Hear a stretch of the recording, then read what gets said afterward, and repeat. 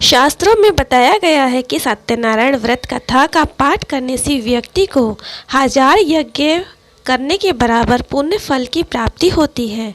सत्यनारायण भगवान व्रत कथा में भगवान विष्णु के सत्य स्वरूप के बारे में बताया गया है। इस व्रत का पाठ करने से घर में सुख समृद्धि का वास होता है और भगवान विष्णु की कृपा बनी रहती है। आइए शुरू करते हैं सत्यनारायण व्रत की कथा। अध्याय 1।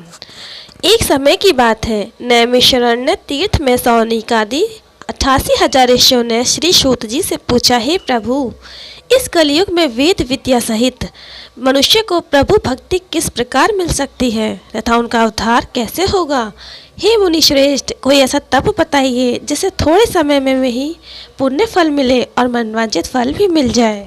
इस प्रकार की कथा सुनने की हम इच्छा रखते हैं। सर्वशास्त्रों के ज्ञाता सूत जी बोले, हे वैष्णवों में पूज्य, आप सभी ने प्राणियों के हित की बात पूछी है, इसलिए मैं एक श्रेष्ठ व्रत को आप लोगों को बताऊंगा, जिसे नारद जी ने लक्ष्मी नारायण जी से पूछा था और लक्ष्मीपति ने मुनि श्रेष्ठ नारद जी से कहा था। आप सब इसे ध्यान से सुनिए। एक समय की बात है, योगी राज नारद जी दूसरों के हित की इच्छा के लिए अनेकों लोगों में घूमते हुए मृत्युलोक में आ पहुँचे।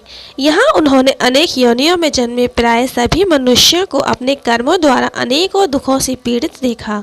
उनका दुख देख नारद जी सोचने लगे कि कैसा यत्न किया जाए जिससे के करने से निश्चित रूप से मानव के दुखों का अंत हो जाए। इसी विचार पर मनन करते हुए वह विष्णु लोक में गए। वहाँ वह देवों के ईश नारायण की स्तुति करने लगे, जिनके हाथों में शंख चक्र गदा और पद्म थे, गले में वरमाला पहने हुए थे। स्तुति करते हुए नारद जी बोले, हे भगवान, आप अत्यंत शक्ति से संपन्न हैं। मन तथा वाणी भी आपको नहीं पा सकती है। आपका आदि मध्य तथा अंत नहीं है। निर्गुण स्वरूप सृष्टि के कारक भक्तों के दुख को दूर करने वाले हैं। आपको मेरा नमस्कार है। नारद जी स्तुति सुन विष्णु भगवान बोले, हे मुनिश्रेष्ठ, आपके मन में क्या बात है? आप किस काम के लिए पधारे हैं, उसे निसंकोच कहिए। इस पर नारद मुनि बोले कि मृत्युलोक में अनेक योनियों में जन्मे मनुष्य अपने कर्मों के द्वारा अनेकों दुख से दुखी हैं। हे नाथ, आप मुझ पर दया रखते हैं तो बताइए कि वो मनुष्य थोड़े प्रयास से ही अपने दुखों से कैसे छुटकारा पा सकते हैं। श्री हरि बोले, हे नारद, मनुष्यों की भलाई के लिए तुमने बहुत अच्छी बात पूछी है। जिसके करने से मनुष्य मोह से छूट जाता है, वह बात मैं कहता हूँ, उसे सुनो। स्वर्गलोक व मृत्युलोक दोनों में एक दुर्लभ उत्तम व्रत है जो पुण्य देने वाला है। आज प्रेमवश होकर मैं उसे तुमसे कहता हूँ। श्री सत्यनारायण भगवान का यह व्रत अच्छी तरह विधान पूर्वक करके मनुष्य तुरंत ही यहाँ सुख भोग कर मरने पर मोक्ष पाता है। श्री हरि के वचन सुन नारद जी बोले कि उस व्रत का फल क्या है, उसका विधान क्या है, यह व्रत किसने किया था, इस व्रत को किस दिन करना चाहिए, सभी कुछ विस्तार से बताएं। नारद की बात सुनकर श्री हरि बोले, दुख व शोक को दूर करने वाला वह सभी स्थानों पर विजय दिलाने वाला है। मानव कुछ भक्ति व श्रद्धा के साथ शाम को श्री सत्यनारायण की पूजा धर्मपरायण होकर ब्राह्मणों व बंधुओं के साथ करनी चाहिए। भक्ति भाव से ही नैवेद्य, केले का फल, घी, दूध और गेहूं का आटा सवाया ले।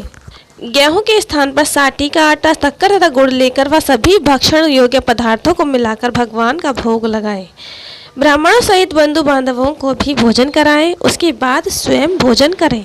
भजन कीर्तन के साथ भगवान की भक्ति में लीन हो जाएं। इस तरह से सत्यनारायण भगवान का यह व्रत करने पर मनुष्य की सारी इच्छाएं निश्चित रूप से पूरी होती हैं। इस कलयुगी काल अर्थात कलयुग में मृत्युलोक में मोक्ष का यही सरल एक उपाय बताया गया है। इस प्रकार श्री सत्यनारायण व्रत कथा का पहला अध्याय यहीं समाप्त होता है। बोले श्री सत्यनारायण भगवान की जय। आइए शुरू करते हैं सत्यनारायण भगवान की व्रत कथा का दूसरा अध्याय। सूत जी बोले, हे ऋषियों, जिसने पहले समय में इस व्रत को किया था उसका इतिहास कहता हूँ, ध्यान से सुनो। सुंदर काशीपुरी नगरी में एक अत्यंत निर्धन ब्राह्मण रहता था। भूख प्यास से परेशान वह धरती पर घूमता रहता था। ब्राह्मणों से प्रेम करने वाले भगवान ने एक दिन ब्राह्मण का वेश धारण कर उसके पास जाकर पूछा, हे विप्र, नित्य दुखी होकर तुम पृथ्वी पर क्यों घूमते हो? दीन दुखी ब्राह्मण बोला, मैं निर्धन ब्राह्मण हूँ। भिक्षा के लिए धरती पर घूमता हूँ। हे भगवान, यदि आप इसका कोई उपाय जानते हो तो बताइए। वृद्ध ब्राह्मण कहता है कि सत्यनारायण भगवान मनोवांछित फल देने वाले हैं, इसलिए तुम उनका पूजन करो। इसे करने से मनुष्य सभी दुखों से मुक्त हो जाता है। वृद्ध ब्राह्मण बनकर आए सत्यनारायण भगवान उस निर्धन ब्राह्मण को व्रत का सारा विधान बताकर अंतर्ध्यान हो गए।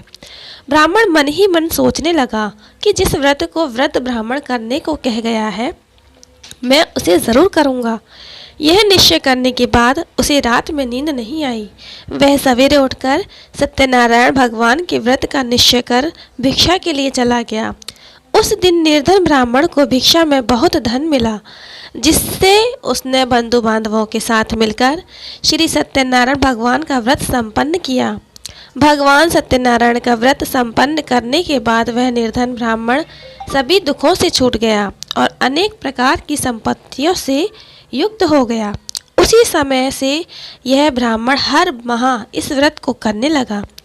इस तरह से सत्यनारायण भगवान के व्रत को जो मनुष्य करेगा, वह सभी प्रकार के पापों से छूटकर मोक्ष को प्राप्त होगा। जो मनुष्य इस व्रत को करेगा, वह भी सभी दुखों से मुक्त हो जाएगा। सूत जी बोले कि इस तरह से नारद जी से नारायण जी का कहा हुआ श्री सत्यनारायण व्रत को मैंने तुमसे कहा। हे विप्रो, मैं अब और क्या कहूँ? ऋषि बोले, हे मुनिवर, संसार में उस विप्र से सुनकर और किस किस ने इस व्रत को किया, हम सब इस बात को सुनना चाहते हैं। इसके लिए हमारे मन में श्रद्धा भाव है। सूत जी बोले, हे मुनियों, जिसने इस व्रत को किया है वे सब सुनो।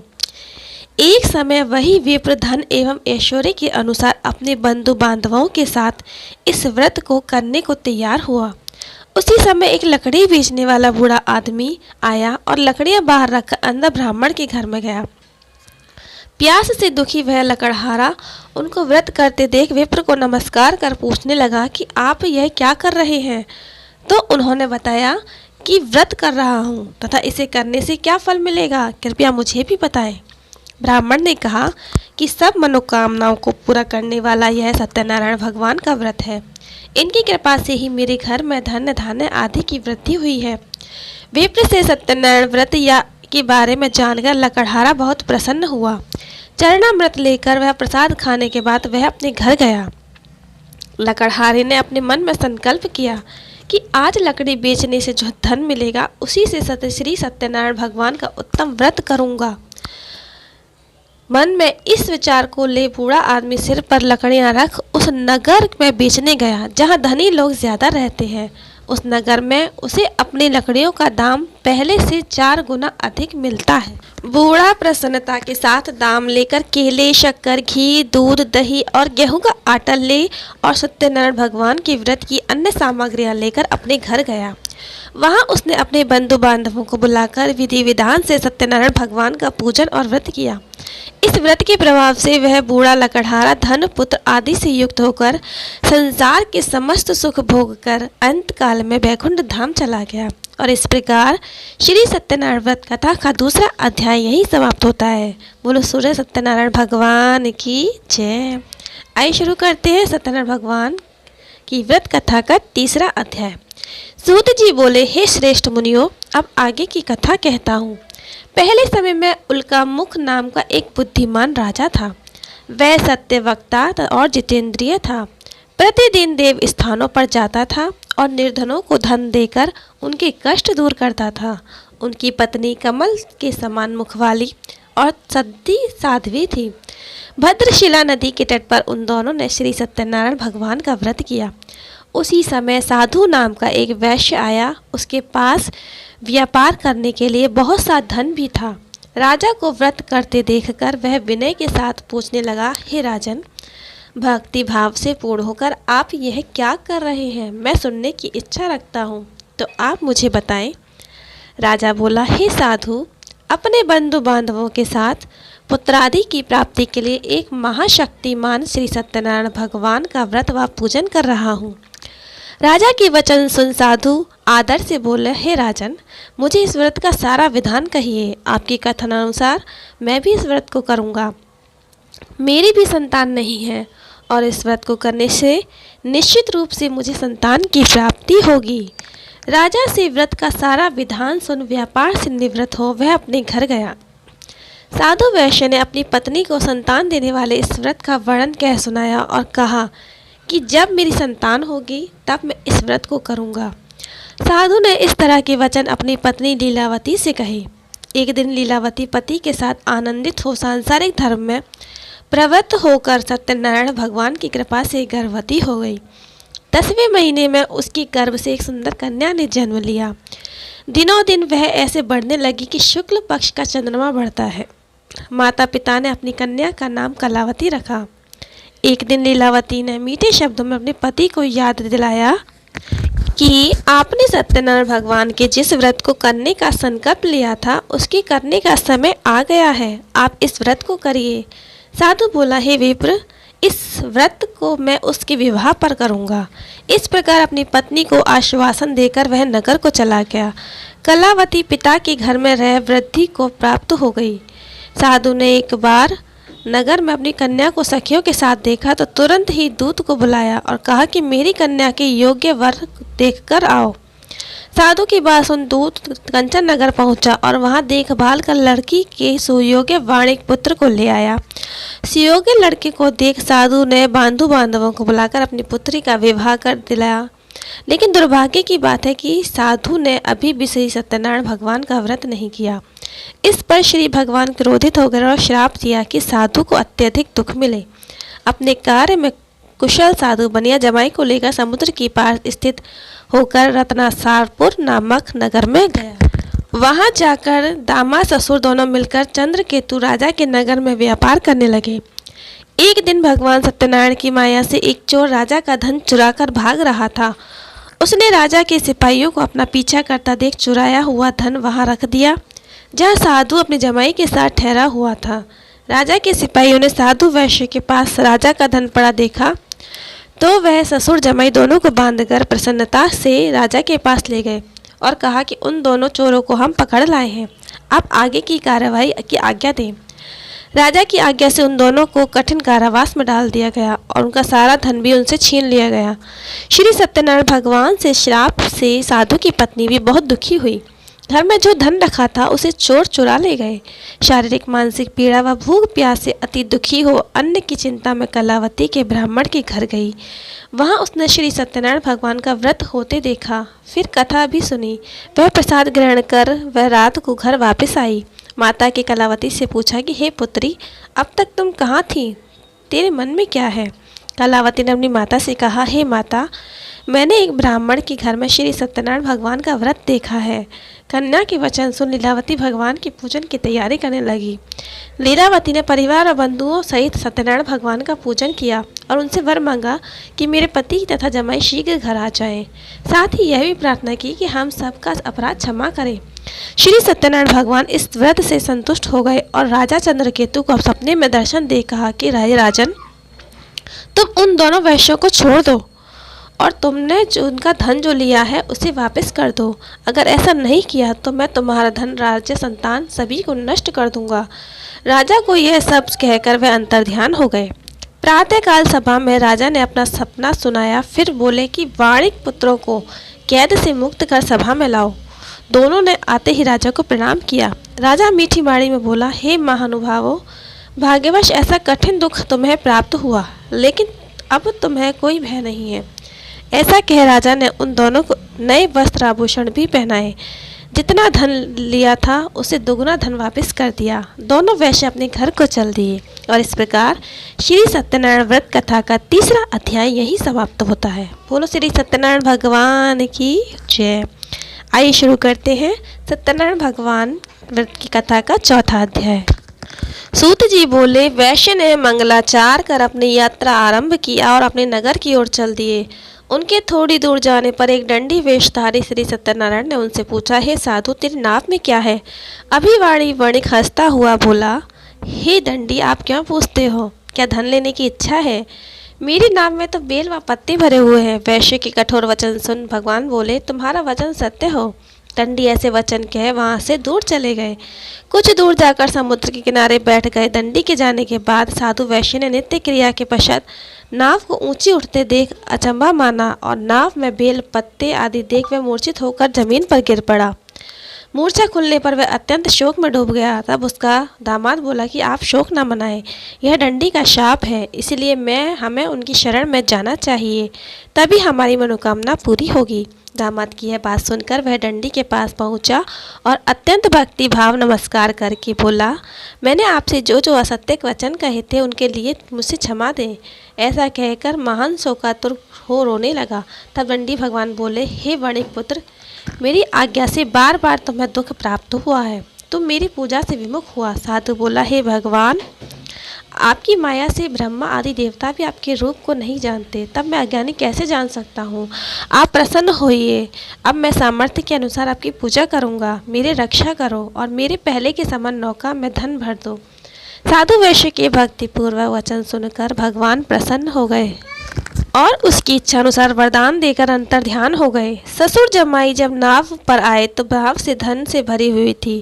फिर वही अपने अन्य साथियों के साथ सत्यनारायण भगवान का पूजन कर अपने नगर को चल दिए। जब नगर के नज़दीक पहुंचे तो दूत को घर पर खबर करने के लिए भेज दिया। दूर साधु की पत्नी को प्रणाम कर कहता है कि मालिक अपने दामाद सहित नगर के निकट आ गए।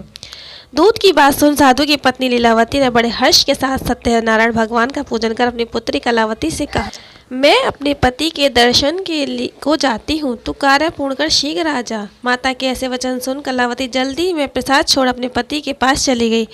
प्रसाद की अवज्ञा के कारण श्री सत्यनारायण भगवान रुष्ट हो गए और नाव सहित उसके पति को पानी में डुबो दिया। कलावती अपने पति को वहां ना पाकर रोती हुई जमीन पर गिर गई।